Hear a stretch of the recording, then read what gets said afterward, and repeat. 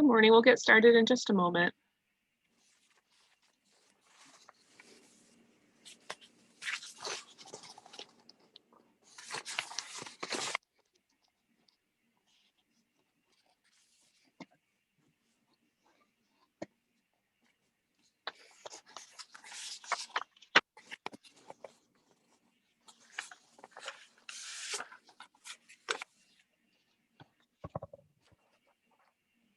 Good morning. Give everyone just a moment to join the room. Grab that last coffee.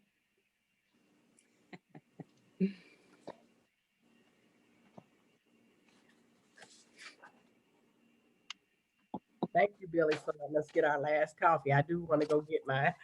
Yeah, that's important. Yeah. Okay.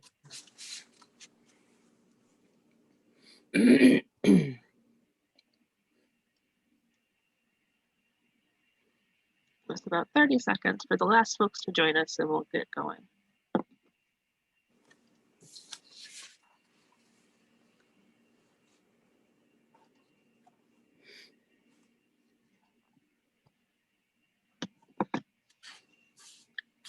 All right, it's 8:31. I'll watch the waiting room for anybody that might still be joining us. Sometimes internet's not as slow if we're not caffeinated. So good morning and welcome to the April session of the Northwestern Illinois Regional Volunteerism Conference, A Year on Belonging. We thank our event sponsors, Serve Illinois and Gallagher and Company, as well as Imperial Punch of Rockford for helping to make this event series possible. My name is Billy Callahan and I'm the Associate Director at NICB. It's my pleasure this morning to introduce to you the speakers. We have joining us Renee Gauchat, Emily Kenny, and Lynette Houle, who will present this morning on how to grow staff volunteer harmony. So let me share a little bit more about them. Renee is the Volunteer Services Supervisor, CGSP, for the Forest Preserve District of Will County. She earned a bachelor's degree of Science in Recreation and Parks Administration from Indiana University and is a Dale Carnegie Graduate. She has more than 30 years of experience directing programs for children and adults in outdoor recreation and outdoor education. Emily is the Volunteer Department Coordinator for the Forest Preserve District of Will County, and she's been volunteering for more than 21 years. Besides working full-time for a library, she's an educational program leader for ME4E. I'm sure she'll tell us more about what that is here in a little bit. And she is a graduate of Cornell College.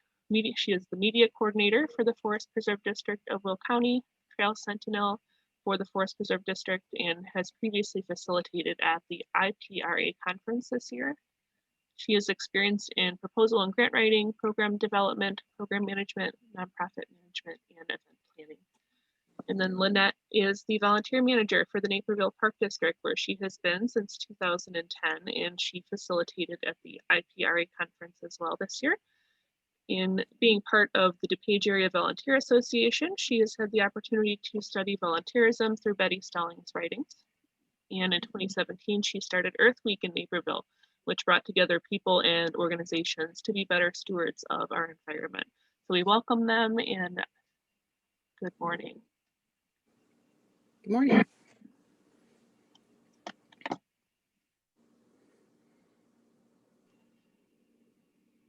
Renee will share her screen. If you need help, Renee, let me know. I see it down there, but I'm unable to share my screen.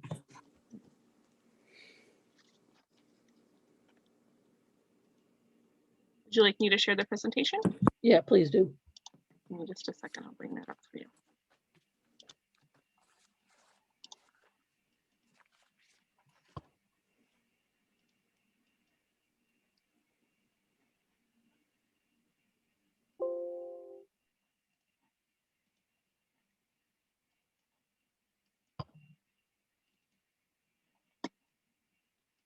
There we are. So I think you, since I can't advance it, I'm going to have you advance just to click on where it says grow volunteer and staff harmony, and then I will start.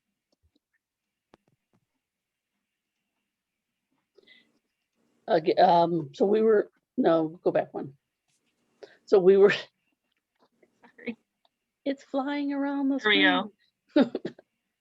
On here. Welcome, everyone. I'm going to start first with Lynette, who's going to introduce a little bit about who we are, which you already know, and what we have to offer for the participants today. So Lynette, please. Thank you. Thank you, Renee. We're a group of women who lead volunteers through our organizations. There's a lot of questions that we would like to ask you, like, why did you select this session? But we're going to move on. It seems like such a crazy question. How do I make the staff be nice to the volunteers? But as many of you are thinking, yeah, that's always been a problem. Leaders of volunteers recognize that volunteers donating their time does not guarantee that everyone will respect the volunteer. We've spent over 20 years in preparing youth programs for youth and introducing them into the environment.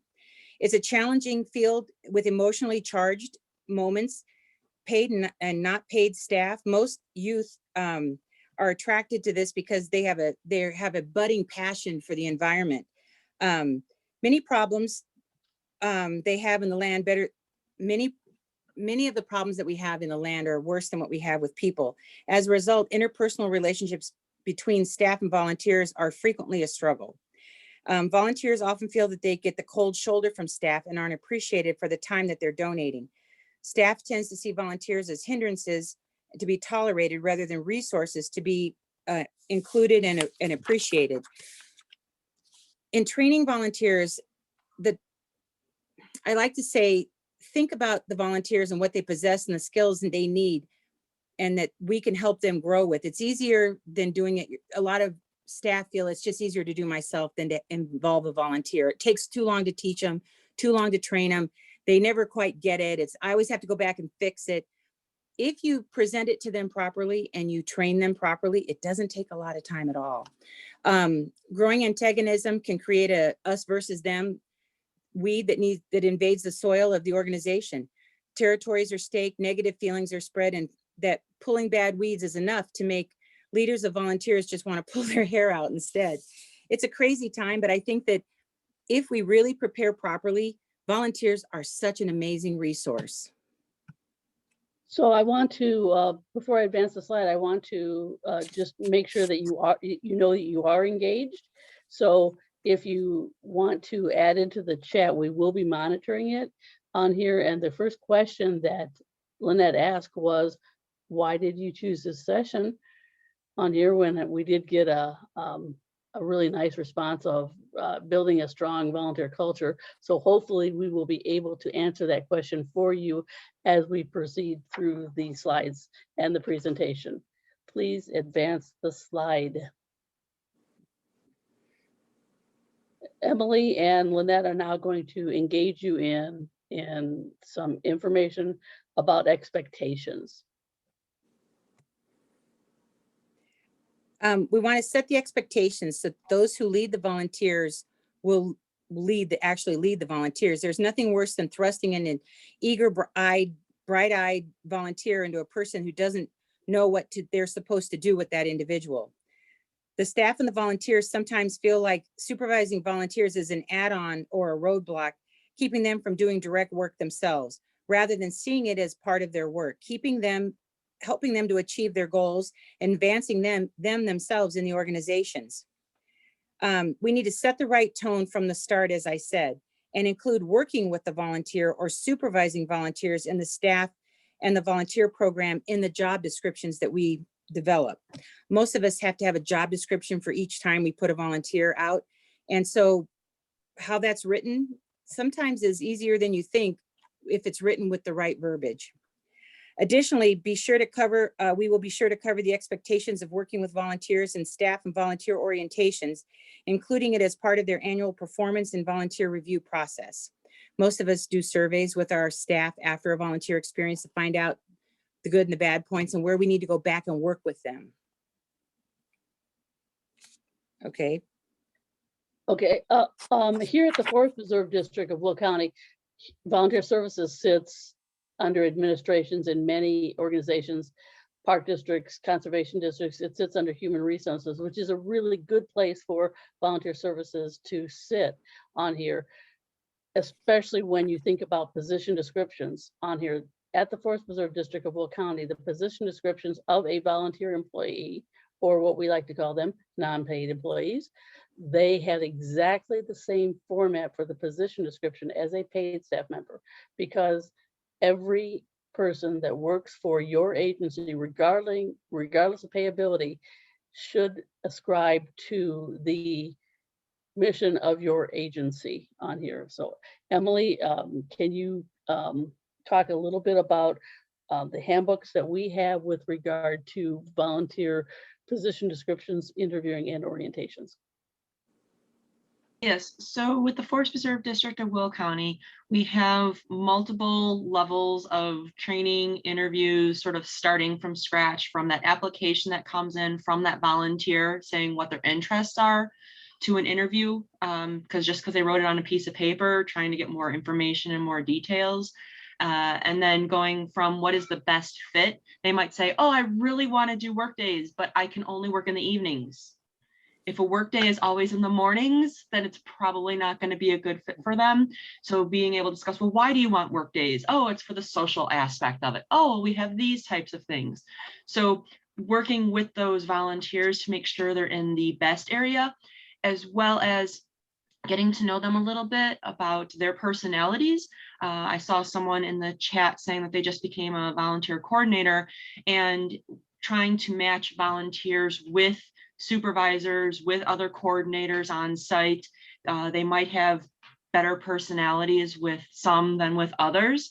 There's a few volunteers that have that really good, strong leadership role, but if the staff member, the paid staff member, is an alpha, that could be a clashing thing, where you might have a more group atmosphere in other places, or maybe they would be better as an independent volunteer doing a particular project versus having to check in with someone all the time.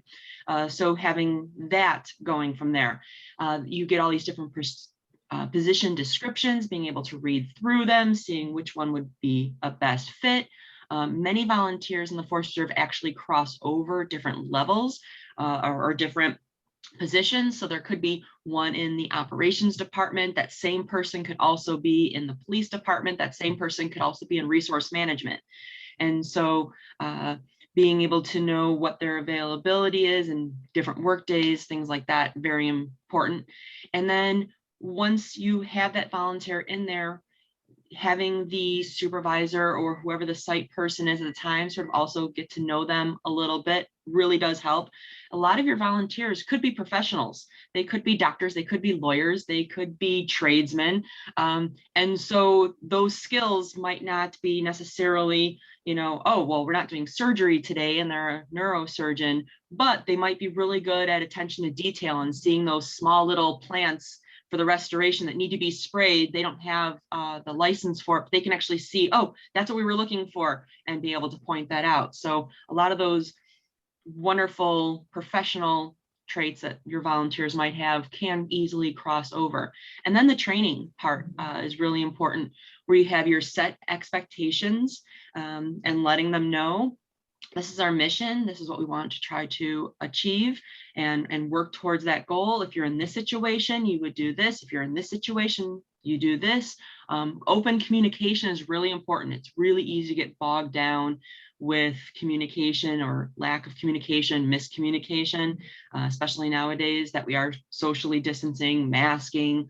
And so it's more of, oh, just a wave and not hearing exactly what the communication was, but working all the way up. And if that happens on both sides, both the paid and unpaid staff, you're going to have a lot better chance of success than focusing primarily on the volunteer, getting them ready, and then doing nothing for the paid staff that are supposed to be working with them.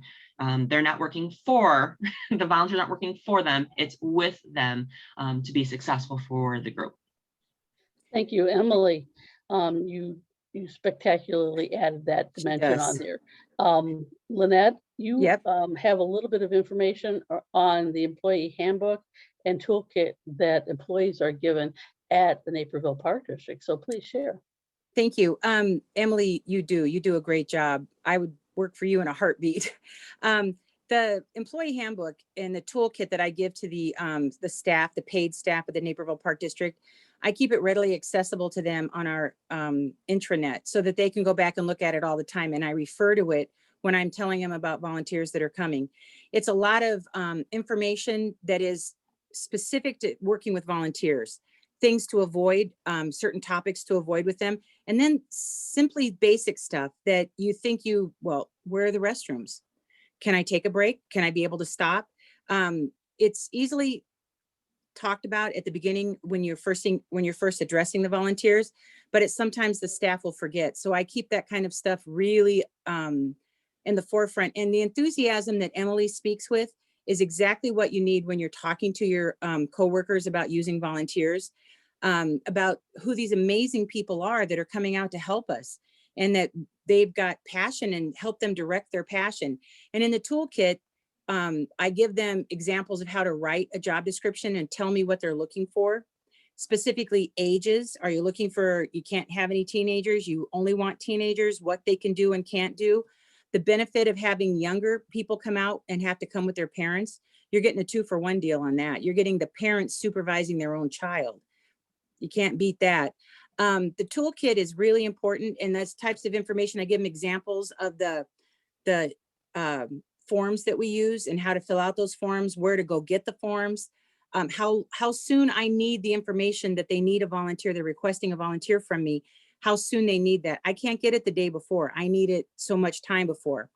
That's the type of information that's in there. The handbook is for the volunteers. I actually have a handbook for the volunteers. And when I get a new volunteer, when I'm getting their documentation and their contact information, I give them a PDF via the internet email of the volunteer handbook. I address it when I'm talking to them, and I'll say, now you might have noticed in the handbook that, we talked about this. Well, I just want to go over it with you. And let them know who's a paid staff and who they can go to if they have a problem during an event. If they have a question about something, what to do if they can't come. Everybody gets a flat tire from time to time. What happens? How do you address that? Who do you contact? I give them all that information of where they can go. The other thing I give them, which is sometimes a problem, is how to sign up for something, how to sign up for an event that they want to volunteer for off the website. That's probably the biggest, most important thing in the handbook, is to tell them how to. You can't just show up. You have to let me know you're coming. It has to be, done in a certain manner.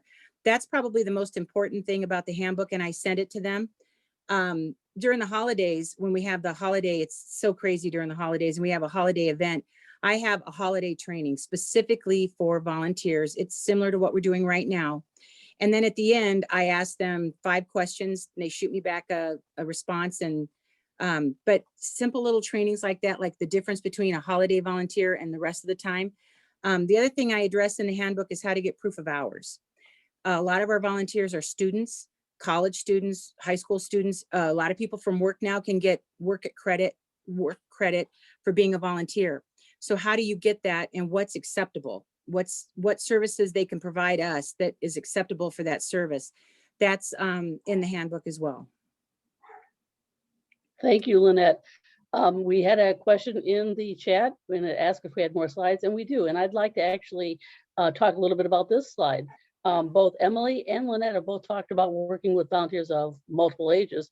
In this particular slide, you have a staff member who has training in restoration, and she is working with a youth on here whose parent or guardian has arrived to help them work restoration management workday on here.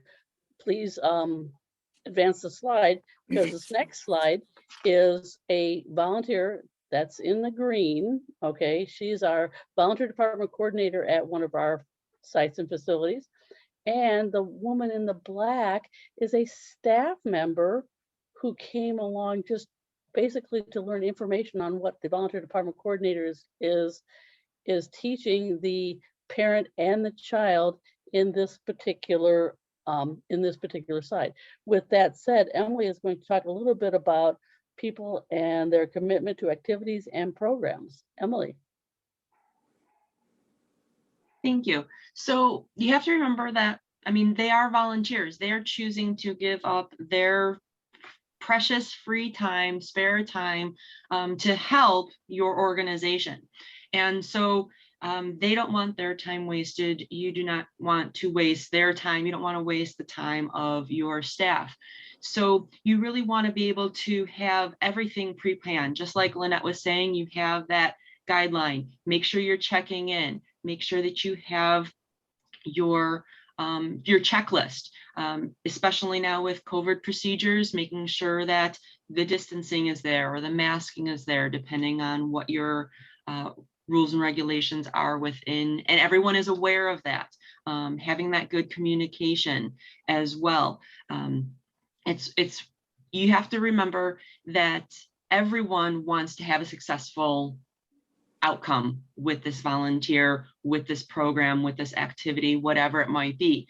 So everyone wants to have the success. You just want to make sure that everyone is aware what that success looks like. If the day of it is, okay, this area is completely trashed, we want to pick up the litter. Okay, what types of things, start working your way back. What types of things we're going to have to do to make sure that we have a success? If none of the volunteers were told to bring gloves and you don't have any gloves there, the chances of them picking up litter are going to be slim without any type of gloves.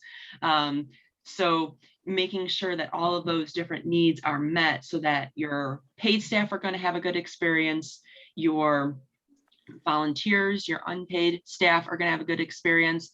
And as like Renee mentioned with this video, we have staff members actually coming out and sort of seeing what's actually going on, not like, oh, that's their thing over there.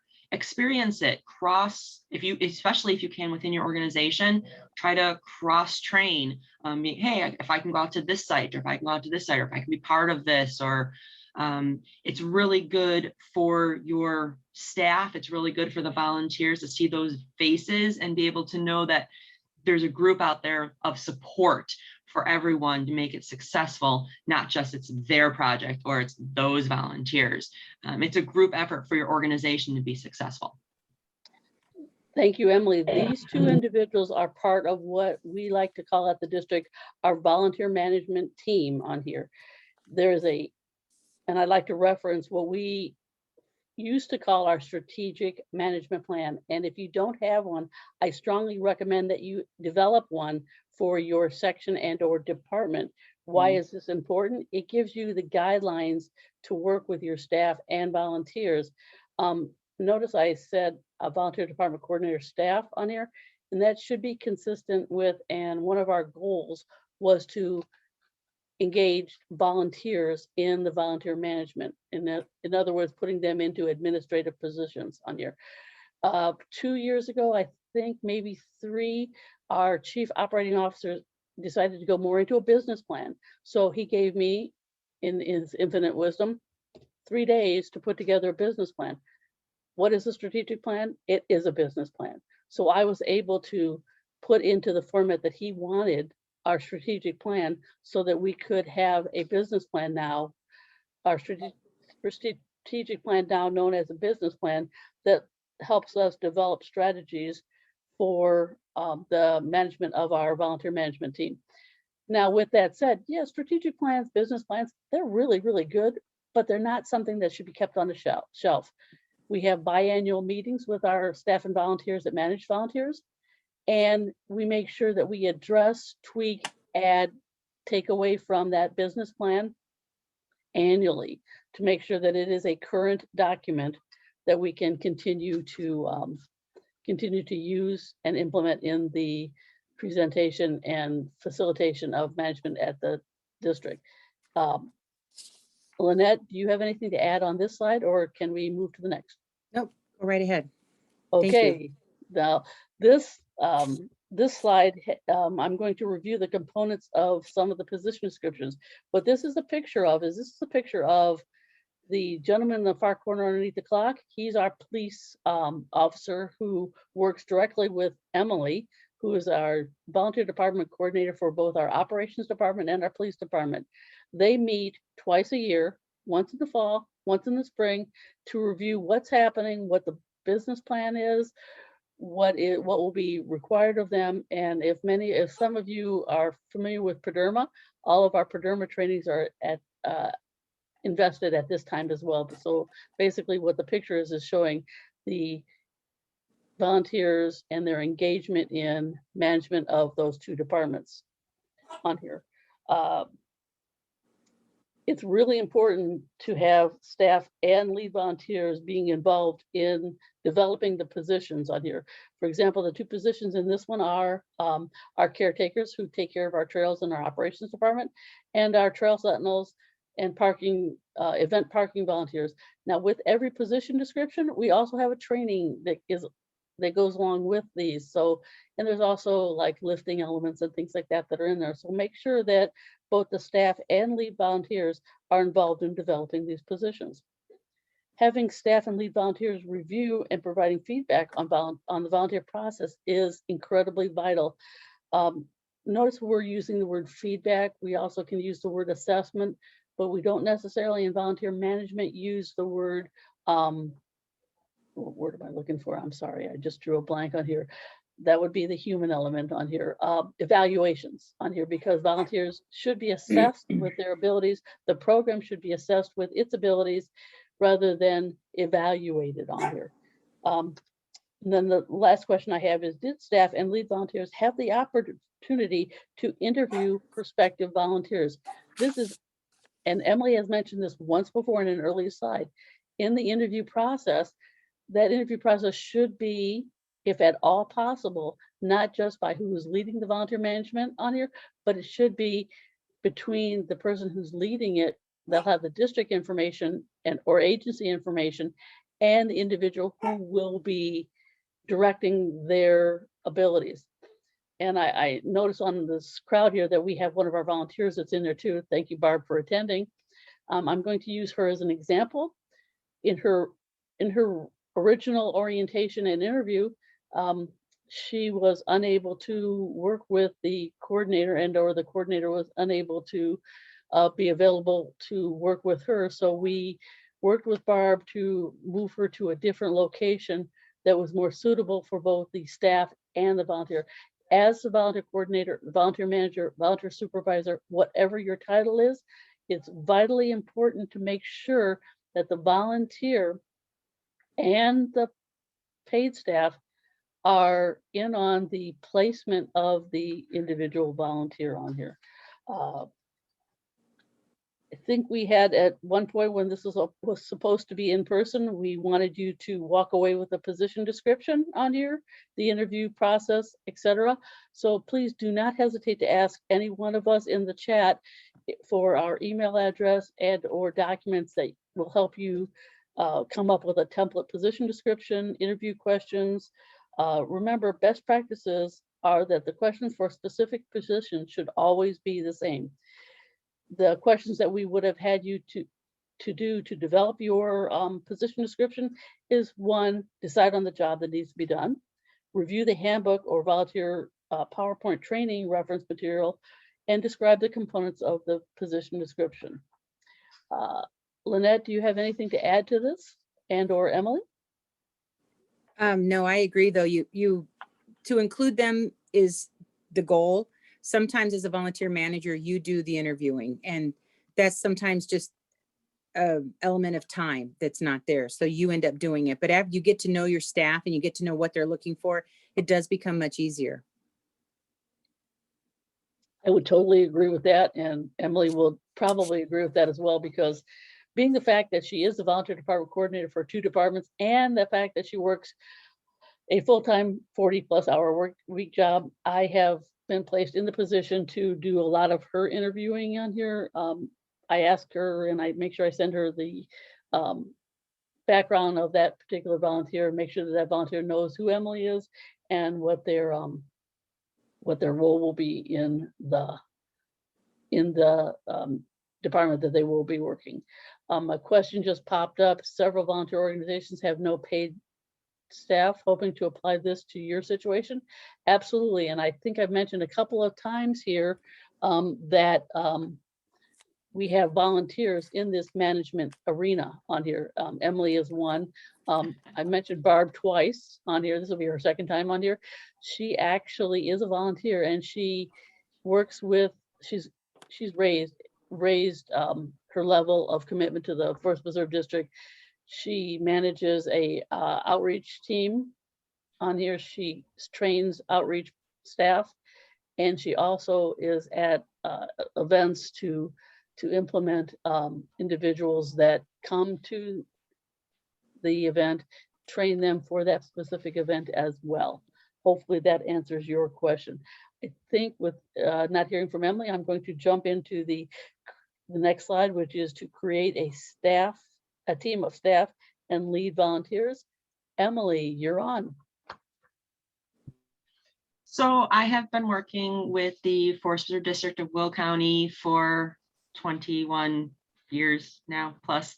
And I started off as a volunteer for the Trail Sentinel Department program that they literally just started. I was one of the first volunteers for that particular position, and started working my way up and with helping out at special events and sort of being a liaison for the volunteers at special events with like what Barb here, the volunteer, is doing with our other volunteers, is doing the signups, the registrations at a special event, checking in with them, being able to be the floater going around and relieving for breaks, checking in to make sure that they have their water, their snack, they took their time that they needed.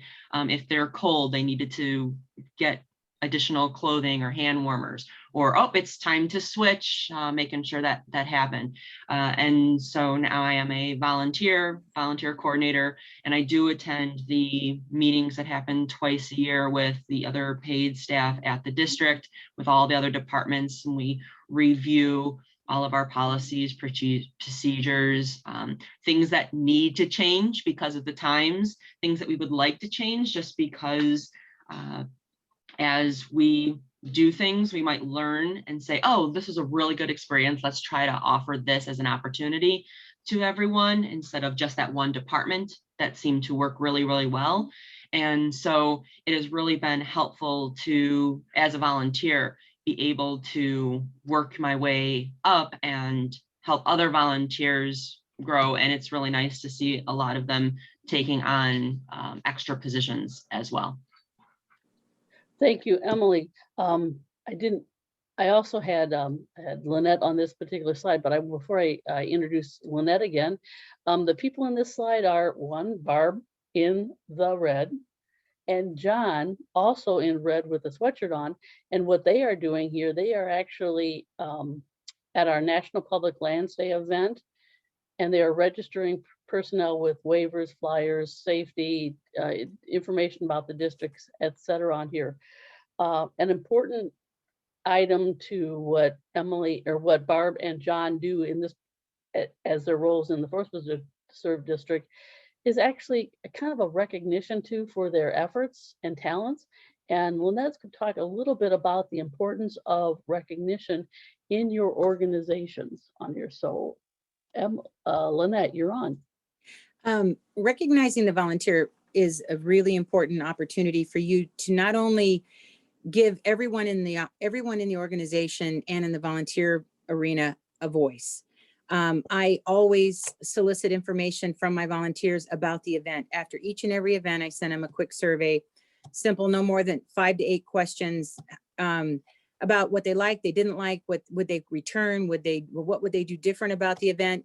For the bigger events, it's even more important because they're not as often. But for the regular everyday volunteers, I don't do it every single time. But the ones that come out, we have a program called Trail Masters, and they come out twice a month, and they work deep into the woods, and they work with a paid staff member in that. I send it to them twice a year.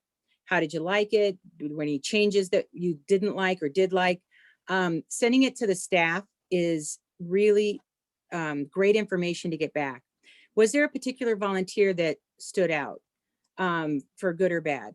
Was there something about that volunteer that they did that allowed you to do something that you wouldn't have been able to do normally if you'd have had other volunteers? What was it?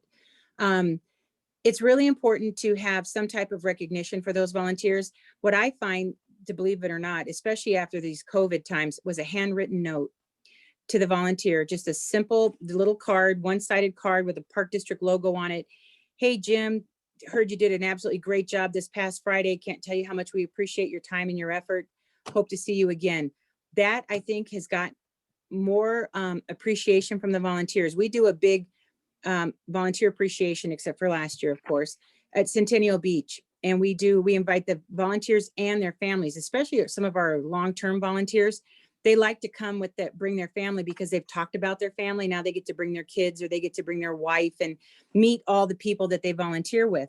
And it's simple dinner, burgers and hot dogs, and one time things like that. One time we did wraps, and they get to swim and enjoy Centennial Beach for an evening. We pretty much just shut it down for everybody and just do that. The staff does the serving, and they love that. You know, to see Ray McGurry, the executive director of the Naperville Park District, out there serving hot dogs, they love that. And he is gracious as all. So it works out really well. Some people do it during the holidays. Some people do it during Volunteer Appreciation Week. What I find is that typically when people volunteer, they volunteer for more than one organization. So I try to, you know, I acknowledge Volunteer Week, but I also try to do something at a different time, so that they're not torn between what they're going to attend or what they're going to be appreciated for. It's to reward your team is sometimes hard to acknowledge that you rewarded your team, you got them volunteers, you did your job. But when you got them an opportunity to do a project that out in the parks, for instance, when I can get 8, you know, good sized adults, healthy, to be able to mulch a trail, they can't tell you how much they appreciate that. Instead of it taking 2 days to get that done, it took an afternoon. And sometimes the appreciation in that it's hard to identify, but it really is there. So if you show up with a bucket of ice cold water and in the bottles, and you show up with it out there for them, or you meet them afterwards and have a chat with them, they absolutely appreciate it. This past year, we had an interesting opportunity where our bees produced enough honey to where we were able to jar the honey. So I was able to give the volunteers that help with the garden plot where all the bees are, I was able to give them a jar of the bee honey that came from that particular location. You'd have thought I'd have given them $1,000. They were crazy happy over it. It's not always about spending money. Sometimes it's just about acknowledging them, and the handwritten note, things like that. But you have to work with it. You have to find out what your group looks for. You have to find out what is appreciated in your organization. And I can only tell you the only way you can do that is by talking to people, finding out what it is that they'd appreciate. So I encourage you to do that and not to be shy about it. Thank you, Lynette. Here at the Forest Preserve District, Lynette talked a lot about thanking and recognizing your volunteers and a little bit about your staff. But it is truly important to recognize the efforts of the staff that's working with the volunteers. That's going to encourage the buy-in and more staff to want to work with volunteers on here. Now, your question is, how do we do that? At the district here, I make sure that if, for example, if I have a volunteer coordinator in operations who I've been working with for a work day with a corporation, I will make sure that I write a nice email, copy him or to him, thanking him for the work he's done, and I copy his boss so that his boss knows what he's doing, how good he's doing, and it's that feel good, not necessarily feel good. Actually, it's my appreciation of the work that he's doing with this group to accomplish a task that would not normally have gotten done. Make sure that you do that. If you do have paid staff, make sure that you acknowledge the work of the paid staff that's working, as well as acknowledging it to their supervisor. I'm going to ask a question I could put it in the chat, but I'm going to ask the question now is, I'd like to challenge you to start recognizing the collective accomplishments of staff and lead volunteers. During time of COVID, a lot of us had to put our banquets, our picnics, or whatever on hold. This year in 2021, we actually had ours, I think it was on April 1st. Yes, it was on April 1st on here. And I worked arduously with our marketing and communications director to put together a presentation the presentation was visual like this, but in much more detail. I actually highlighted the activities of many of the volunteers, and I articulated to the audience what these volunteers were doing from the start of COVID to the present day on here. The other things that we did, because we knew we weren't going to be able to have an in-person recognition, is I worked with the volunteer coordinators to meet on-site at a shelter and provided them with box lunches, gifts, certificates, things like that in their own home environment with mask and social distancing. One of our departments had wanted to do a training, so we did a mask social distancing, and then we added on a training on tree identification. So again, like Lynette said, try to be creative in coming up with methods to recognize both staff and volunteers and recognize the collective accomplishments of both of them. Another question that you might have, and that I had when putting this together, was, did the combined work of staff and volunteers create specific outcomes? Hours are great. Hours look good for your executive staff, but specific outcomes is what I'm finding is more important to the volunteer. They want to know, is what the work I'm doing actually accomplishing something? And I had a volunteer who said, you know what am I doing? What's happening? How many work days? How many preserves? How many acres? How many programs? And so by acknowledging the combined work of both staff and volunteers to their supervisors and to the volunteers themselves and staff themselves, creates another just way to encourage staff and volunteers to work together. Basically, share it and state it. As Lynette said, as much as possible, share it and state it. Nothing Renee, builds. Yes, ma'am. if I could interrupt here for a moment. One of the things that you said that I wish I'd have emphasized better myself was letting the staff's superiors know that if a staff did an outstanding job. A quick email on that. You're absolutely right about that. Thank you. That's and please, wonderful. I sometimes talk way too fast, so please stop me, interrupt me whenever you want to. Nothing builds congeniality better than seeing the results and receiving praise for a job well done. Whether you are a paid or a non-paid staff member, nothing's better than seeing those results. Also, considering having staff and volunteers nominate one another for awards. That's one of the things we still, yes, during this time of COVID, had our awards ceremony. Granted, it looked a little different. All of the awards were presented on site and mask and socially distanced. Granted, the days that I took the pictures, the skies were blue like they are today, and there was little wind. And I kind of think that the volunteers that received those awards really enjoyed having the one-on-one contact with a staff member that they normally wouldn't get at a big event on here. Emily, you can talk a little bit about what you see at these large events and what you see at the smaller ones, and how the volunteers appreciate one or the other over each one. Yeah, right now, because people have been isolated for the most part, and even though we do have Zoom and see each other, it's a very different feel.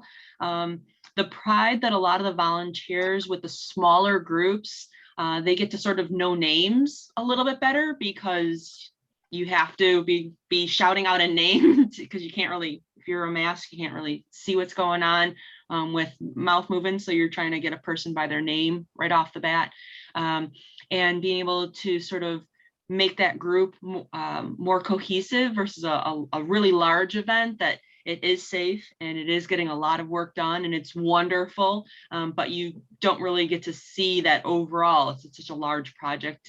It sort of loses its impact, where when you have this small group working in an area, eventually it opens up.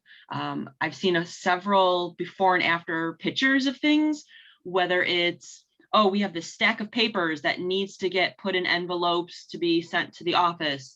So they take a picture before, picture after, or, oh, we have this area of restoration that we're going to do cleanup before, after, or this big pile of wood chips that has to get put on on an area. This is the pile before, this is after. A lot of those visual elements are also really hard hitting, especially for those volunteers that are in other areas, other departments. Like, oh, wow, they did all of that in just a few hours. Oh, I want to be part of that too.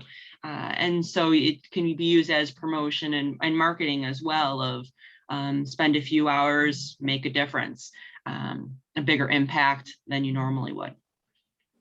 Thank you, Emily. Last comment to this slide, unless Lynette has something, is a lot of times volunteers don't have access to committees like I'm talking to right now. IPRA, which is the Illinois Park and Recreation Association, DAVA, which is the DuPage Area Volunteer Association. By engaging and enabling volunteers to attend some of these conferences, meetings, present at these conferences, present at these meetings, helps to build the leadership that's needed to create a team of staff and lead volunteers. Emily is one of our amazing prototypes, if for lack of a better term, because she has not only facilitated at DAVA, she's also facilitated here and at the IPRA conference on here earlier. I think she actually participated in that one a couple of years ago as well. So giving them memberships in these organizations and the opportunity to attend these meetings, gain these trainings. There's a group called VSN, which is a Volunteer Stewardship Network, that offers leadership training on here. And we have several stewards that we send information out to so that they can, again, they're lead volunteers in a smaller capacity than what Emily does, but they are still lead volunteers. And when you give them this ability to gain knowledge in leadership, in leading, in things like that, then that just enables them to do more and more things so that you can be the quote unquote manager rather than the leader of the pack per se on there. Normally this would take us a lot longer to get through much of the information that we have gotten through today. But I did want to make sure, and then we're going to advance to our last slide on here. I wanted to make sure that you all, could you advance it 3 more times? Because seriously, this is the most beautiful slide that I've ever done, and I like to end all presentations with it. It is a beautiful place to work and volunteer on here. So just always engage individuals in the beauty of where you work, and then offer people the opportunity to ask questions that we did not cover, or that you might have, pressing questions that you might have. We're going to open it up for questions now.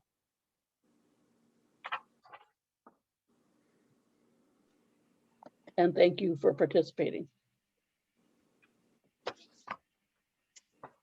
Billy, if I don't see any in the chat, you might want to stop sharing and then just let people answer the questions, because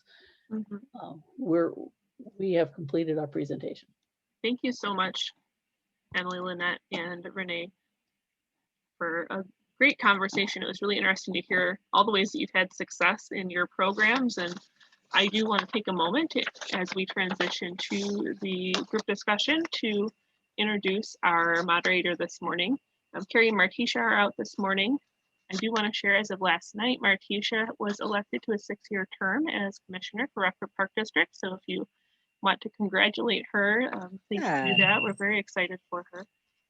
And then it is my pleasure to welcome you, Mercedes Joyner, the facilitator for our discussion this morning. So Mercedes is an entrepreneur and social media consultant. She has a bachelor's degree in communication and public administration, as well as a master's degree in communication. Joyner takes pride in teaching people how to become more effective with their social media engagement and communication. More recently, she has launched Joyner Marketing and Communications after successfully working with political candidates seeking state and local candidacy. She spends her time operating social media platforms for organizations including NAACP and state representatives, and enjoys teaching others to maximize the impact of their social media presence. So welcome, Mercedes. Oh, Mercedes, I cannot hear you. Can you hear me now? Yep, perfect. Sometimes my computer acts weird. No, thank you so much for having me. I'm glad to join you all. I'm glad to be filling in for Martisha. This has been a wonderful experience for me from where I've joined in at. I do want to start off with a couple questions for the audience, as well as if you do have questions, feel free to either raise your hand or unmute yourself, or you can put your questions into the chat if you feel that you want me to ask them for you, either way. So the first question that I want to start off with is, what was your aha moment throughout this presentation from one of the presenters? Something that made a light bulb go off, something that stood out to you? And feel free to unmute yourself.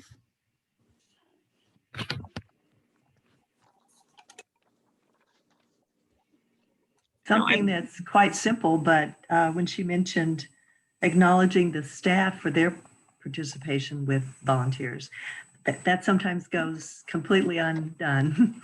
So I made a note about that.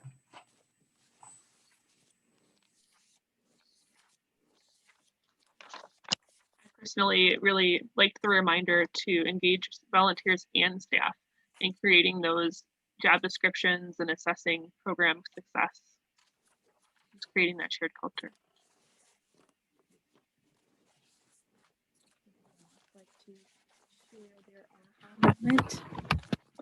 Sorry, Mercedes, could you repeat that?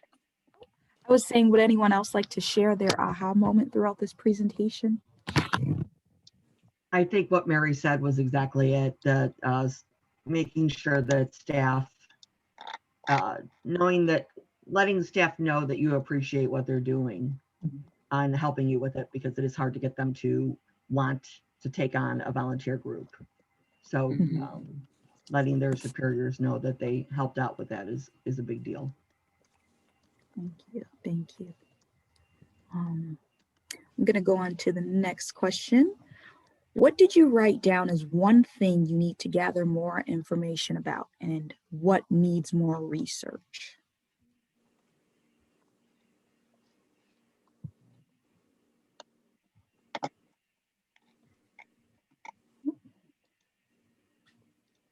Okay. I know I'm going to look into I'll... the VSN, the Volunteer Stewardship Network. I hadn't heard of that before. I didn't quite hear that. But if you want information on the Volunteer Stewardship Network, please email me, and I have put my email in the chat.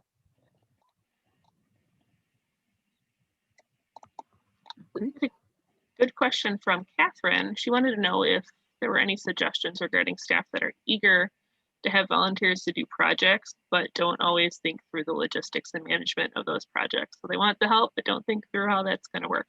How do you avoid having volunteer coordinators having to jump in and rescue projects to make sure they're successful and make sure volunteers have a positive experience? Emily, I'm going to start, but I want you to jump in, please. This particular question is a wonderful question. Thank you very much. Training is, and Lynette, please jump into, training is essential on here, and timelines are also essential. If the individual staff member would like to have a volunteer, they need to be able to, and someone in the chat said templates, on there, they need to be able to request the volunteer for the particular opportunity. And if you design a template where they can say, okay, this is the activity, this is what I need, this is the date, this is the time, this is the activities. And if they don't have the answers to those, work with them to get those answers so that you can recruit the necessary individuals, or not the necessary, but the trained and skilled individuals to best fit this request. I'm going to give an example. We had a company, Crane Industries, come to us, and they said, hey, we're closed down due to COVID, and we'd really like to get our employees out there in the field. What do you have for us? So I went to the volunteer coordinator and I said, what do you have? And I actually walked the site. She showed me what she had. We talked about what she needed to accomplish the task, and it was to develop a view shed of the DuPage River from one of our preserves. You know what? We needed a lot of things. We needed chainsaws. We needed people to register individuals in there. We needed guides to make sure that people knew what they were doing. We needed tools, we needed refreshments, we needed water, we needed all sorts of different, we need gloves, hand tools, whatever on there. So we were able to put together a list of what we needed so that we could now give our best effort on this one. And Emily or Barb, thank you very much for stepping in and actually doing the administration of this for this particular group. Lynette, can you add anything to that? All of those things are in the toolkit. All of those templates that you're talking about for the job description, the questions that they would need to answer to be able to better determine what the volunteers would need are in the toolkit. So instead of repeating yourself constantly, I would go to my staff member that needed it but didn't quite have the big picture and say, can I talk to you about our toolkit? So you can familiarize yourself with it and kind of study it a little bit. And the toolkit is actually a really, really good place to put all that, a place to put that to say, is it over 4 hours? If it's over 4 hours, it's beneficial for you to make sure that there's water or refreshments for them. Is there going to be any sawing? Are the volunteers trained for that? I know Will County Forest Reserve has a fabulous program where they have volunteers that can actually use a chainsaw. Is it going to be something where we're going to need to provide a shelter for them? Is that the type of situation? All of those questions in order to build the job description that they're going to need to be able to do is in the toolkit. So it's such a time saver for you to be able to give that to them first. And then you go to them and say, okay, what'd you come up with? Let's take a look at it. Do we need to go out there and take a visual? I go out all the time and take a visual. Where to park, that type of stuff. Is there parking? If you're going to have 30 volunteers and you got 12 parking spaces, probably not a good place. Those are the questions that they don't always think about that we think about. And I put them in my toolkit. Sorry, long-winded. So I'll go on to the next question. And this question is for everyone, including speakers as well. What strengths does your organization have that will help you be successful in implementing your action plan?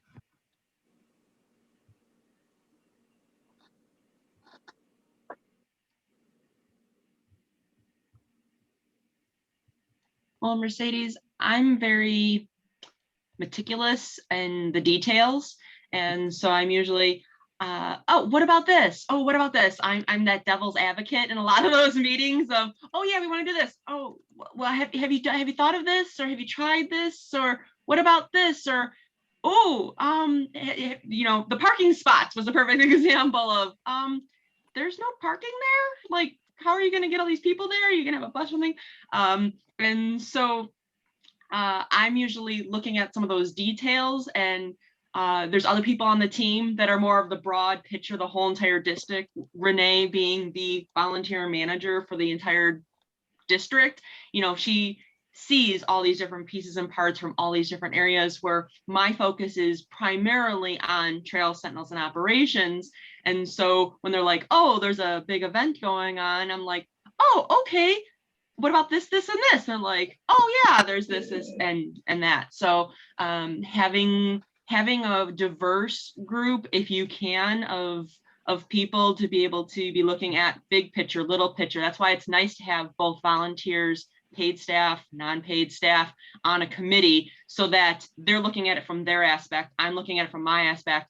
I've never been a beekeeper, but if they're having a beekeeping program, I'm like, oh, do I need to wear certain clothing or step away from particular smells on my outfit? Maybe I should tell volunteers not to wear their floral headbands that day to the bee program, because the bees will be interested in their floral headbands. Asking those types of questions, because it might just be routine for others, but having someone from that outside on that group can definitely help. Thank you, Emily. Beautiful question that was asked on here. And some of the skills that are needed to encourage a really good team are people with the ability to listen to others on here, people with the ability to, like Emily said, look at the big picture and not afraid to ask the questions of what needs to be done, what people need to be placed in the right positions, having in the box people and out of the box people, and as the leader of these particular groups on here, being able to recognize that all these individuals that are on your team actually have a role, and a vital role, in implementation of volunteer services at your agency. So many skills are needed.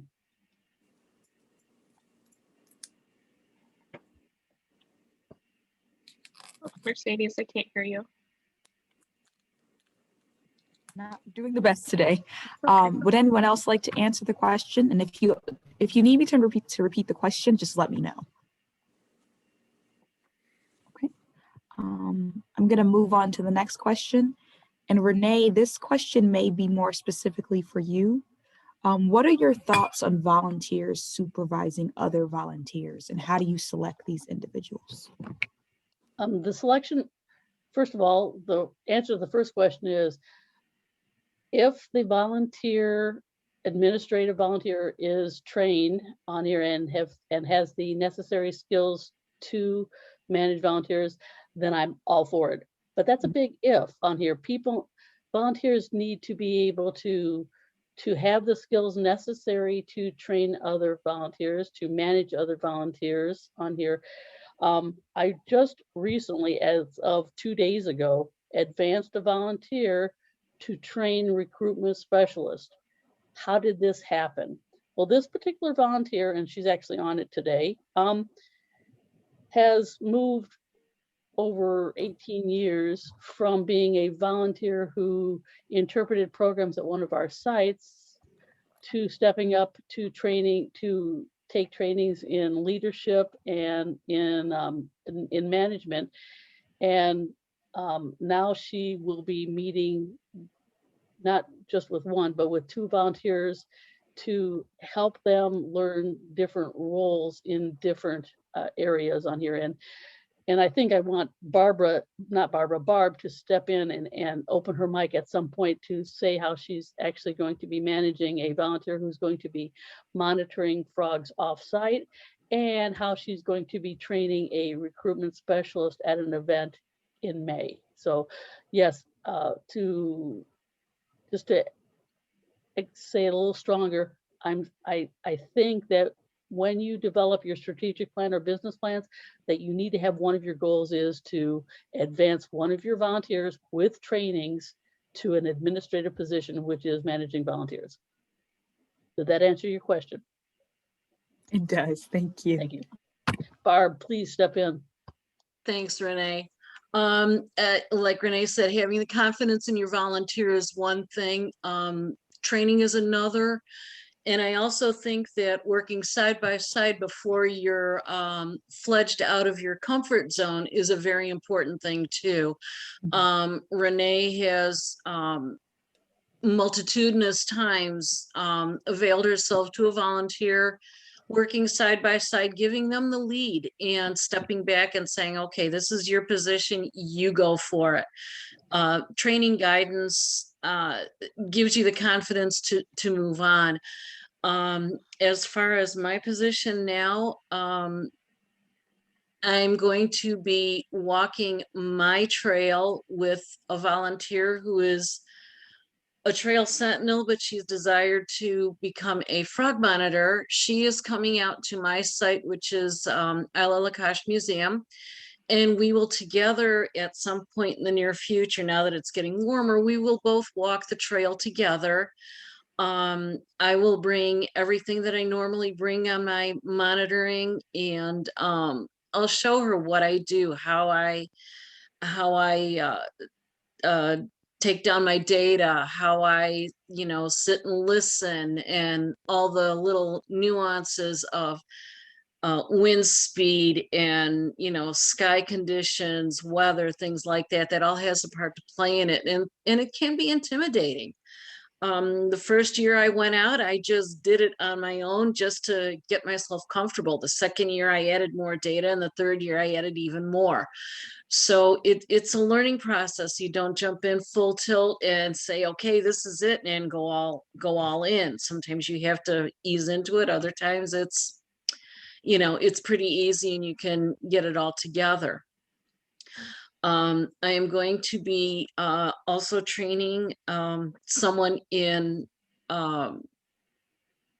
to get new volunteers, to recruit volunteers. This person has some experience in conversing with others, but you need to know when to approach somebody to actually kind of give them that little nudge, or when to step back. A lot of times when I do a volunteer recruitment event, I ask the people, what are you, somebody will come up and say, hey, I love walking your trails or riding my bike on the trails. And I'm like, oh, you know what? You could be a trail sentinel. You're on the trails and you're doing what you love. And I said, works with the police, da, da, da, da, da.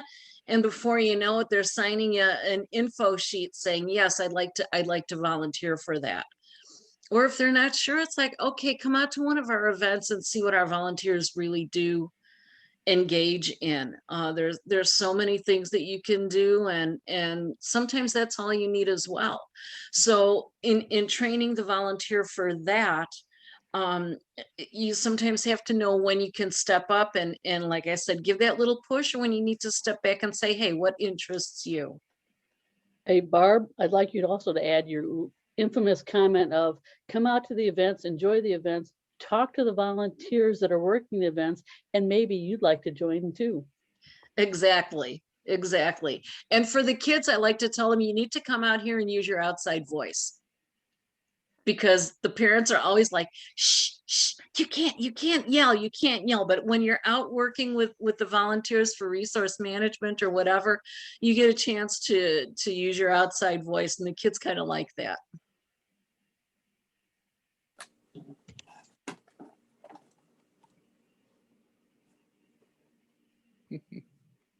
Can't hear you again. Sorry, Mercedes. Oh, can you hear me? Mm-hmm. Okay. There is a question in the chat, and it says, do you guys have some kind of go or no-go criteria / guidance in resources for staff working with volunteer projects? Lynette, I think you can answer that really, really good on here. And if not, I can jump in afterwards. I work with, at the Park District, I'm able to work with court-ordered volunteers. And the court-ordered volunteers, I have a good relationship with DuPage County, Kane County, Will County, and Kendall County. Not so good with Cook County. And that's all about being able to report to them the hours that the volunteer has worked. I don't work with felons. If you're a convicted felon, I can't work with you. And I tell them straight up, but it's generally by talking to the people, you'll be able to, when you're talking to the volunteer and you're seeing if it's a good fit, what they're interested in, what their passion is. With my Eagle Scouts, what's your passion? You're going to drop off the face of the earth if I don't find out. If you're a builder and I put you out there to do invasive removal, it's never going to happen. You're going to be disappointed. I'm going to be disappointed. So being able to talk to them and find out what their passion is and what they're really, and you can tell immediately when you talk to a young man and he talks about building, and then you say, well, where would you build it? And he says, oh, well, he lives with his mother and they live in a 3rd floor apartment. And my mind's going tick tock, tick tock. And he says, my granddad lives about a 1/4 mile from our house, and he's got a garage, and he's got his lathe, and he's got a skill saw, and and you're like, okay, this is a good fit. They kind of come down the pipe and filter in just to where you need them to be through conversation. Excellent comment. And also, as volunteer managers, coordinators, what have you, volunteers that come to your agencies can be fired. Okay, just like paid staff, they can be fired. You are a HR representative for the non-paid staff on here, and they need to know that in their orientations and trainings that there are certain things that they have to do on here. yes, we do court order community service, but the individual, and I've only had to do it twice. It's not a pleasant experience, but if you set up the rules, regulations, responsibilities of your volunteers and assess them as they're going, basically as a paid employee, they fire themselves on here. So just remember that you don't have to necessarily say no, but you have to be really integral in making sure that the volunteer that comes to your agency knows that they are coming of their own free will and that there are rules and regulations for volunteering with your agency, as well as anybody who is employed, that they are employed at will by your agency, and there are rules and regulations that they have to comply with in order to stay payable at your agency. Hopefully that answers your question. That's in the handbook. That's in the volunteer handbook that I attach to an email and send to every new volunteer. Detailed. The worst thing you can do with me is to be a no-show. If you tell me you're going to be there at 8 o'clock and you're not there, that you're done. There's no forgiveness. A no-show, you could call me, text me, whatever it took to tell me that you had a delay and were unable to come, or that you're going to be a little late, but a no-show, you're done. And all of that is in that handbook that we referenced in the presentation that we gave you. Once they've, gone through that, they filter themselves down. There's a question in the chat that asked about concerns about possibility of injuries. And yes, this happens all the time. I was in the process of actually responding back to it, and I will finish in a moment. But if you're part of PRDERMA, which is Park District Risk Management Association, and or private insurance on here, the application has a statement at the bottom of it that indicates that your primary insurance is your coverage for that, and that supplemental insurance may be available through other venues on here, but you may have to research that on it. I know PRDERMA is supplemental at times, but you do have to make sure that you provide them with a couple of varieties on here. One is the safety equipment on here, if they're using it, the training to use the equipment on here, proper dress code on there, and that you've done a risk assessment of your program and activity, so that hopefully that this has eliminated, and Emily said this several times, because she is so valuable in questioning, why are we doing this? What are the problems out there? What can we do for this? So during your walkthroughs or whatever, make sure you have somebody that can answer and ask all those questions before you provide them with the potential position and or opportunity. I'll add Yes, that. Go ahead. Go ahead, Billy. I was just going to say, I'll add that having that policy and procedure in place so staff know what to follow. And if a staff or an employee is injured, they fill out an injury report and they turn it into their supervisor within the required timeline. That communication is key. Thank you. And I was going to say, you don't want to put any individual, whether paid staff or non-paid staff, in for a position that they're not trained for. You're not going to give a chainsaw to someone who isn't certified in chainsaw, that has done the videos, who has, with the loppers and things like that. You have that discussion at the very beginning of a workday. The lopper point is always pointing down. You're not walking with it upright. They're going to be given to you in a specific spot. If you need to move to another spot, please put it into the bucket, carry it with the bucket, whatever your procedures are, that all has to be gone through. And yes, there are waivers, there are liability reports, there's injury reports, in case something does happen or in advance. But you don't want to put anybody in a situation like, oh yeah, we're going to do herbicides, just don't go over there. You want to be a lot more specific in, all right, when you are, cutting stumps, actually showing them how you properly go all the way down to the ground, not, oh, I'm not going to bend over.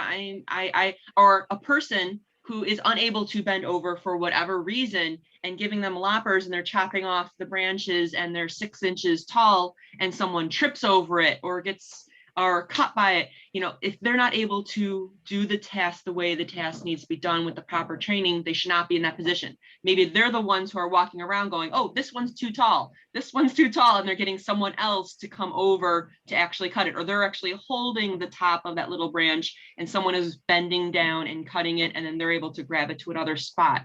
So making sure that the tasks are actually done properly, trained properly, and not putting them in a position that an accident is more likely to happen. Great comments. Offering alternative opportunities to volunteers who cannot do a specific opportunity is one of those questions that you have to ask before offering those opportunities out, is just making sure that you are having opportunities for everyone, the broad scope, and you've looked at that in the beginning, because that's going to get you in trouble too, if you put something out there and then somebody, and I'm going to provide an example. John can't lift, can't bend, but he can walk, and he's got a walker. So there are certain things he can do. And we have made arrangements for, I'll actually be meeting with him at 11 o'clock today, because there are certain things that he can do, and he wants to be a valuable asset providing a result for us. And you have to think of those type of questions, or those type of opportunities that you can as an agency offer without a concern for possible injuries to volunteers. Thank you all for answering that question. The next question goes into, what are some of the barriers that you see in your own organization when it comes to implementation, and how would you go about overcoming those barriers?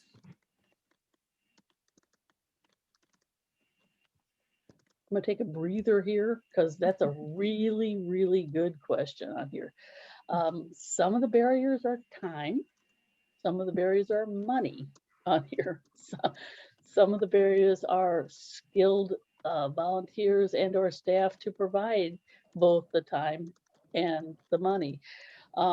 Ways that we have, an example of how we overcame and were able to be a valuable asset during COVID was, I went out and got a sponsor who provided the district with masks for all the volunteers. So we were able to get into the field. Another way that we were able to overcome some of the barriers during COVID times was enabling volunteers to have keys to certain gates so that they could go out and work 1v1 or by themselves on here, so that they could continue, especially when COVID started during growing season. Really, can you imagine what a preserve is going to look like if you don't manage it during growing season? That would be an incredible mess. So we actually had to set protocols in place to enable those volunteers who were trained and skilled in certain activities to be able to go out, and they were amazing on there. I can't extol their virtues more. I'm still on a high from 2020, because the Forest Preserve District was able to accomplish many tasks that most agencies were not able to do, and involved many volunteers.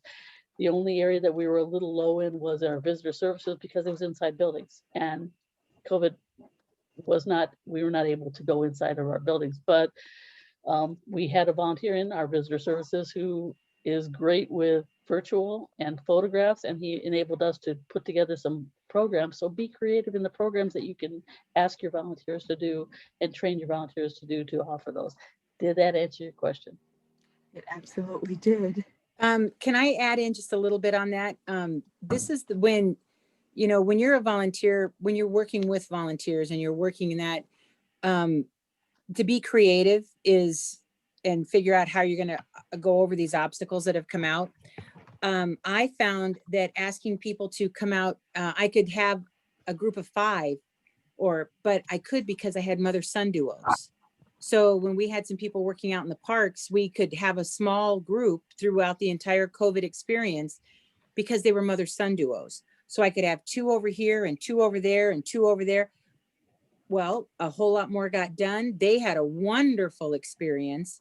And I just went right back to the volunteer and said, do you have a parent that could come out with you? Well, then it ended up being this mother-son duo thing that kind of took fire and went off, and it was a brand new idea that I really didn't have. It just kind of happened.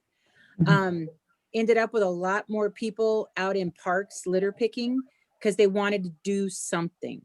Well, as individuals or families, so the family of 5 could go out there with their little ones, and I got little kid-sized litter pickers. They're the cutest doggone things you've ever seen.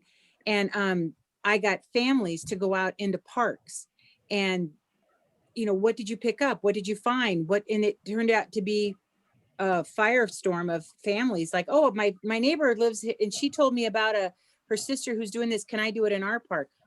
It ended up being a great experience. So a little bit of creativity and nothing will ever stop you. You can figure it out. If there aren't any more answers, I'm going to move on to the next question. When taking a look internally, what kind of may have made you a little bit uncomfortable in this conversation, but help to see some of the personal changes that you can make, whether it be within yourself or within your organization? And would you mind sharing those if you're comfortable?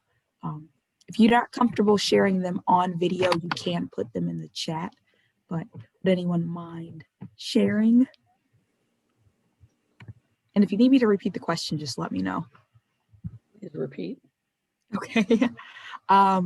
When it comes to looking internally, as far as looking into yourself, what are a few things that made you uncomfortable in this conversation, but also allowed for you to look to yourself personally or within your organization?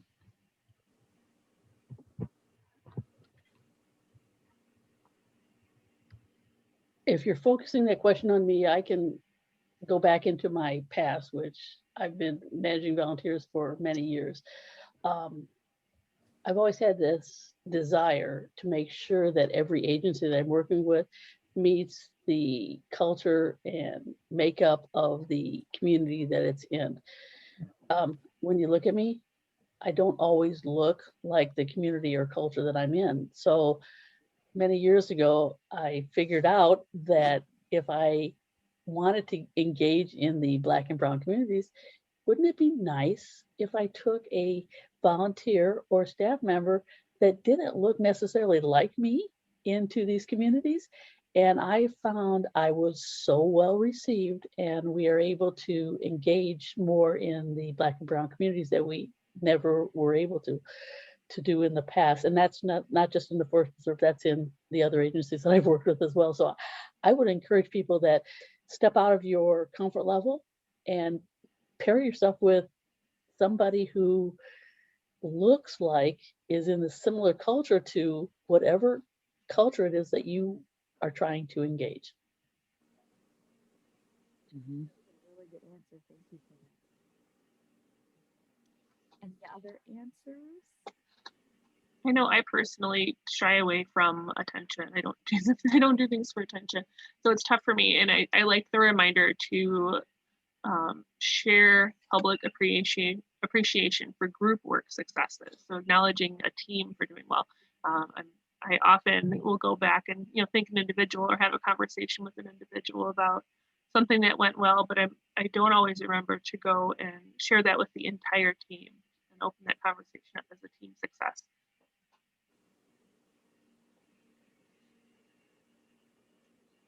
Mercedes, there you are. For some reason your sound fades out at the beginning of some of your sentences. I'm so sorry. Can you all hear me now? Were there any other answers? Did anyone else want to share their experience within their organizations as far as some internal changes? Well, I think, at any point in time, we are all human. We all have bad days. We all have good days. Sometimes that gets out beyond ourselves. So recognizing that, I am having a bad day and I don't want to take it out on the people that I'm working around them, and being able to be almost upfront right off the bat and say, you know what, today it's going to be a hard day for me. I have this, and this that I need to accomplish. And if you need anything, I'm here, but I just want to, I don't want it to be a poor experience for you because of a situation that I'm going through. And sometimes putting it out there right off the bat with group, especially if you do know the individuals. I think everyone's like, oh, I get that. I've had that too. I've been there, and I appreciate the honesty right off the bat versus, you know, someone asking a question and being like, oh, I've answered this like 5 times, you know, being able to sort of reflect on yourself, what your day is like, and not trying to project it on others, and letting others know that, you know, we're human, and it's a rainy day today, and guess what? I forgot my raincoat. So I am probably not going to be in the best mood, but I have a job to do. I'm going to be doing it. Let's go for it. And I can take hopefully a warm shower when I get home. So if you are having some type of conflict, internal, something about, if you're able to share it with the group, to let them right off the bat, hey, or I'm really focusing on this today. If there's anything else, you know, you might want to ask somebody else, because today I have to focus on this particular task. I have a deadline. I have this to go through, and letting people know right off the bat. I think it helps in a lot of ways in the long term. That's a really good point. Thank you for sharing that. I have another question. What methods are you using to build a solid staff, a volunteer staff or support team, and how are you implementing those? So whether it be individuals, you know, the speakers, or individuals and organizations, what are some of the methods that you have noticed that, you know, are working well for your organization or your team? I could jump in first. Red Cross has volunteers that actually help with strategic and business plans. And when we developed our strategic or business plan, we actually had an individual from the Red Cross come in. By the way, he was from the Rockford area, and he did a phenomenal job for us. I asked him if he needed payment, and he said, no, just take me out to lunch. So I took him out to lunch, and then the other thing is I strongly recommend some sort of biannual or annual meeting with your team of volunteer and staff that manage your volunteer services to make sure that you're updating your business plan / strategic plan. And by the way, feed them, they'll come. Even staff will come, okay? Yeah. So it's not just good for volunteers, it's good for staff too.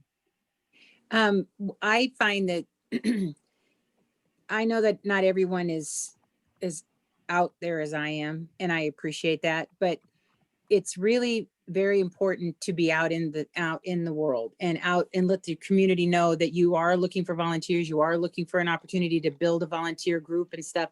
There's a lot of really talented people out there that are just looking for something to do or an invitation. So when you're out in a park, and I have one of those that's a tall flag and it's on a stick, and it says volunteers, so that when I'm out in a large park, people know where to find me to come sign in. Sometimes I'll have that out. And the other day, 2 weeks ago, we were out at the trap shooting range, and we were doing a cleanup at the trap shooting range. And I had a couple volunteers that wanted to talk about some volunteer opportunities. I had them meet me there. Once I got the volunteers started, once I got that group started, I had other volunteers coming to talk to me about other things. I had an Eagle Scout. I had a man who wanted to do a homeowners association, adopt a park.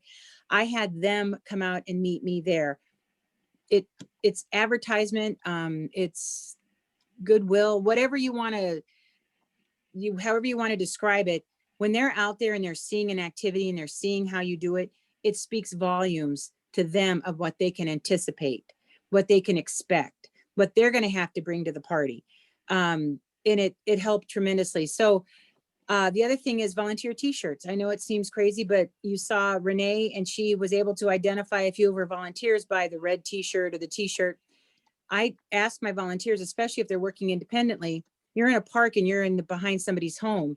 And they call the park police and they say, oh, there's somebody out there. Yeah. Does he have a red t-shirt on? Does it say volunteer across his shoulders from shoulder to shoulder? Yeah, he's out there picking up litter. That you should have picked up. So it works out really well sometimes to dress your volunteers in a certain way, even a safety vest, something like that, if they're not working in a large group, if they're working in smaller groups, but that also gives them an opportunity to think, if they wanted to do something, to maybe check your website, maybe call you on the phone to find out what your volunteer opportunities are for them, specifically for them. So being out in the group, being out in the public, talking to people about what you do, you know, I never dress up what I do. I'm the volunteer manager at the Naperville Park District. And somebody will say, well, no, it's what I do and I'm doggone proud of it. It just encourages it.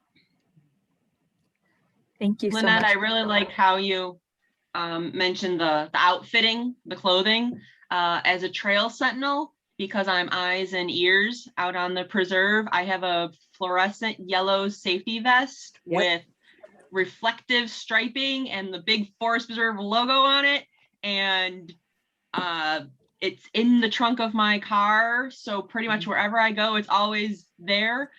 Because of my multiple years, I have lots of different gear. I have hats, I have vests, I have shirts, jackets, and I mean, for the one of the long programs that they had, we were standing outside for sometimes 8 hours in February, which is usually the coldest month of the year. Yeah. And so I would have all of my regular winter gear on and then have my vest on over it, so I was easily identified for, oh, the person in that fluorescent vest. And I look like the kid from A Christmas Story in the big giant outfit going, I can't walk, because I have all my gear on and this vest like holding me in. But they could easily identify me saying, hey, it's her over there, or oh, the person in this hat. That really is helpful in any type of group, especially a special event type of situation.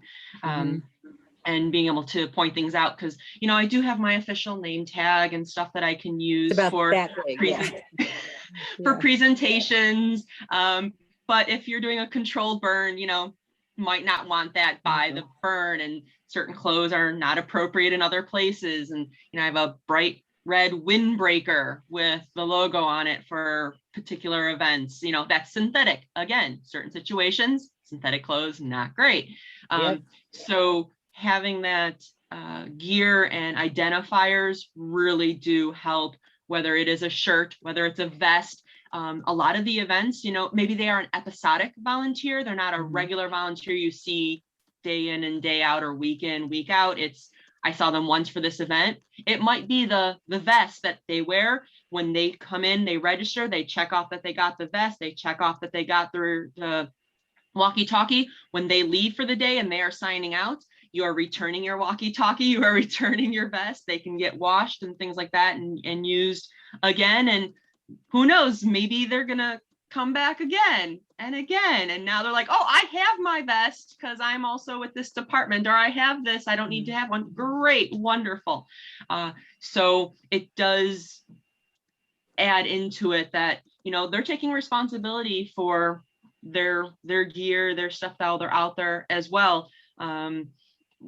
It's appropriate to be able to make sure that everyone is in good positions. Good advertisement. Yep.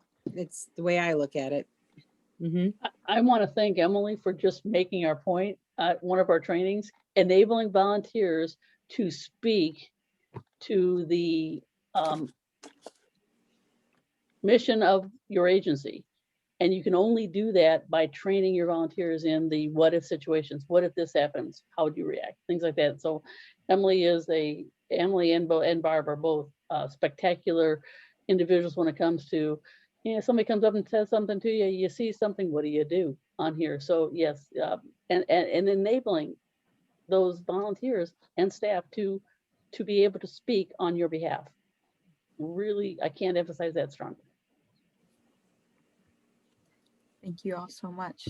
We have one last question. Why do you feel staff and volunteer harmony is so important? And what are you doing to plan that with your agency or organization? I think it's vitally important that they respect each other. I think it's so important, and people have bad experiences and they bring them with them. And so if you have a staff member who had a bad experience from a previous organization before, or before you took over volunteers, and they're like, oh my God, I got a bunch of teenagers and all they did was talk on their phone and chat and all that. And being the shy introvert that I am, I turn it right back around to my staff member and say, well, what did you do about it when you saw them when they had their phones out? Well, not, well, you know, well, you go over and you say, oh, you know what, guys, I need you to put your phones away till the end of the day.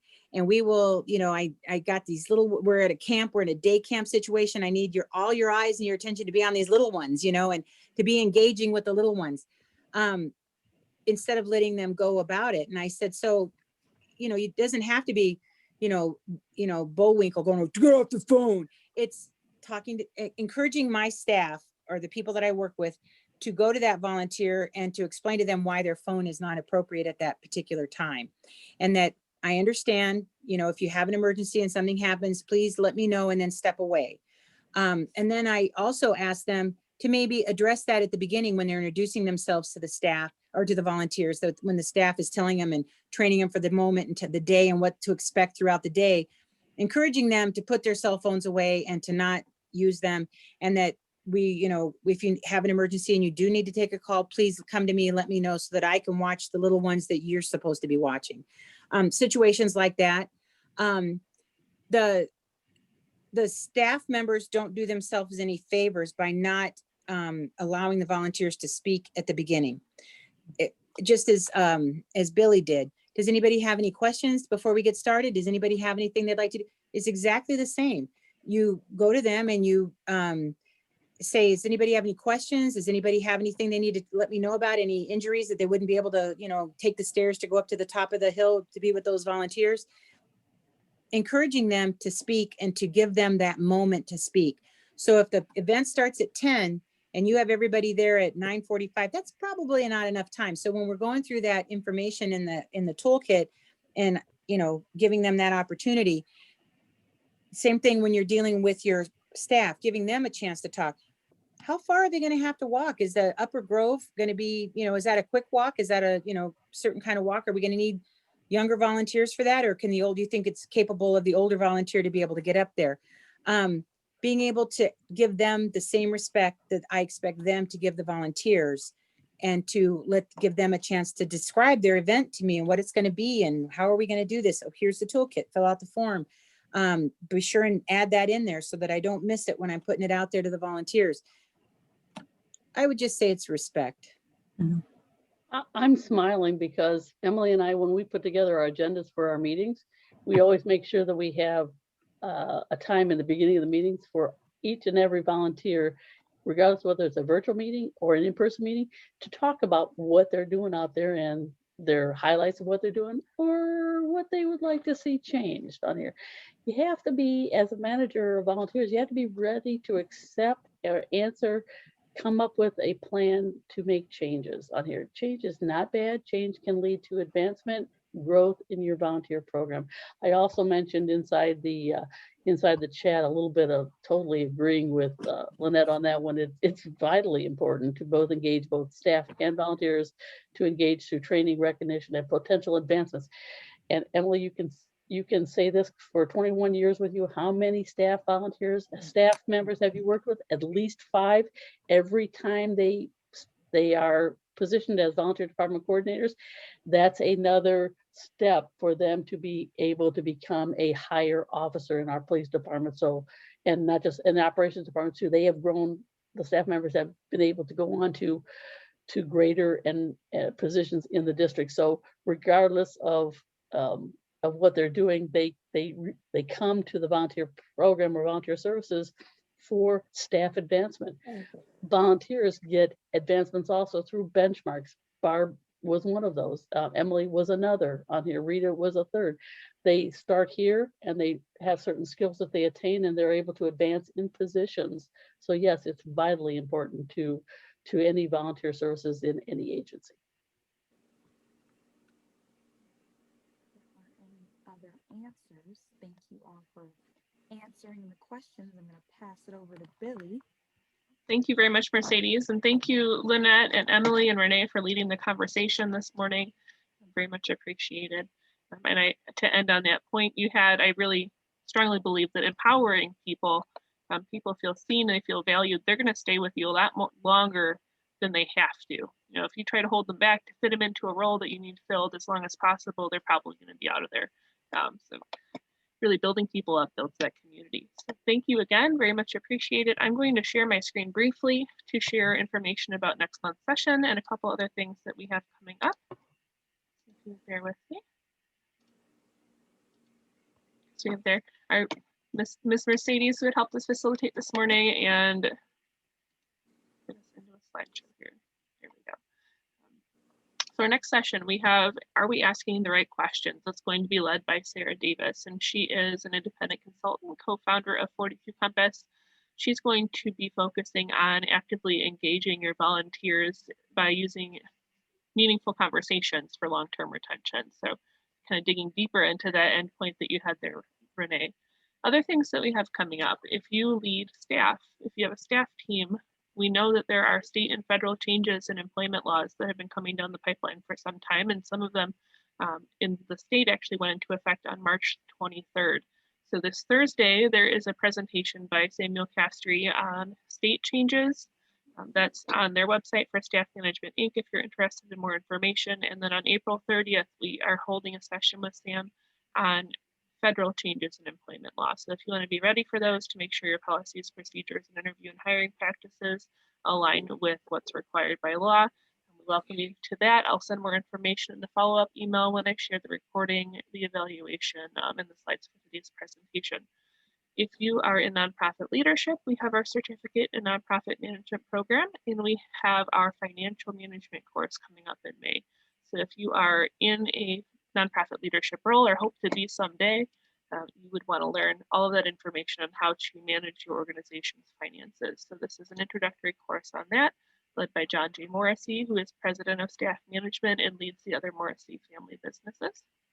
And that is the end of information on NICME programs. I know I shared with you in previous months that we have diversity, equity, and inclusion trainings for nonprofits that have been ongoing. We have a session this Friday. Enrollment was filled, but we do have a few spots. If you want to join that, please email me and I will share the Zoom link for that. And along with our Courageous Conversation Facilitator training, that was on March the 19th. If you watched that recording but didn't attend in person and want to join the monthly community of practices moving forward to help lead those discussions around racial justice and social justice issues in our community, please email me and I'll send you the link for the community of practice sessions, which begin next Friday. So thank you, everybody. We hope you have a lovely week and go enjoy the sunshine today. Thanks. Bye.